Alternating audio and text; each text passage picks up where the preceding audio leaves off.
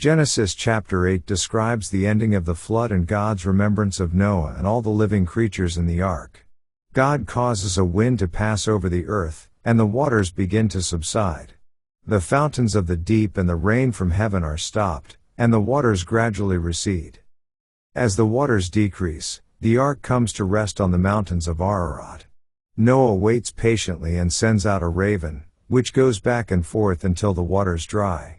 He then sends out a dove to see if the earth is ready for habitation, but at first it finds no resting place and returns to the ark. Later, the dove brings back an olive leaf, showing that the waters are receding. After further waiting, Noah sends out the dove again, and it does not return, indicating that the land is becoming dry. Noah then removes the covering of the ark and sees that the ground is drying.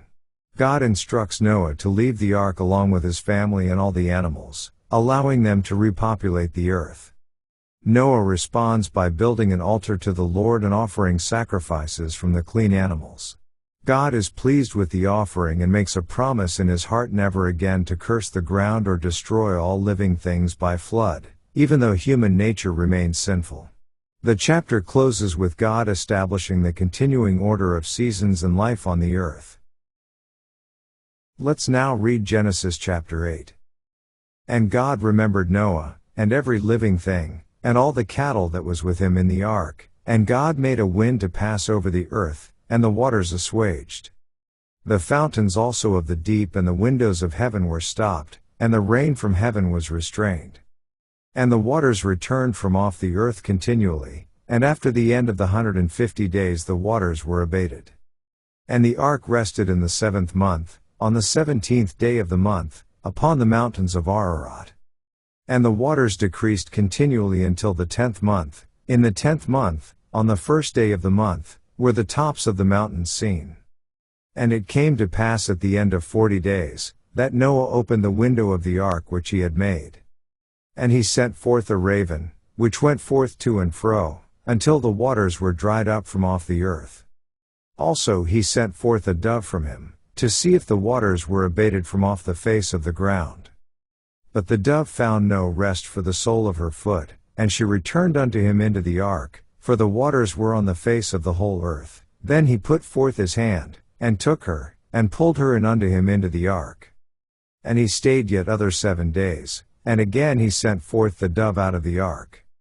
And the dove came in to him in the evening, and, lo, in her mouth was an olive leaf plucked off. So Noah knew that the waters were abated from off the earth. And he stayed yet other 7 days, and sent forth the dove, which returned not again unto him any more. And it came to pass in the 601st year, in the 1st month, the 1st day of the month, the waters were dried up from off the earth, and Noah removed the covering of the ark, and looked, and, behold, the face of the ground was dry. And in the 2nd month, on the 27th day of the month, was the earth dried.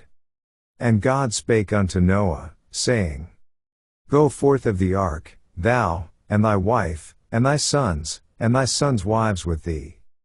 Bring forth with thee every living thing that is with thee, of all flesh, both of fowl, and of cattle, and of every creeping thing that creepeth upon the earth, that they may breed abundantly in the earth, and be fruitful, and multiply upon the earth. And Noah went forth, and his sons, and his wife, and his sons' wives with him. Every beast, every creeping thing, and every fowl, and whatsoever creepeth upon the earth, after their kinds, went forth out of the ark. And Noah builded an altar unto the Lord, and took of every clean beast, and of every clean fowl, and offered burnt offerings on the altar. And the Lord smelled a sweet savor, and the Lord said in his heart, I will not again curse the ground any more for man's sake, for the imagination of man's heart is evil from his youth, neither will I again smite any more everything living, as I have done. While the earth remaineth, seed time and harvest, and cold and heat, and summer and winter, and day and night shall not cease. This ends our reading of Genesis chapter 8.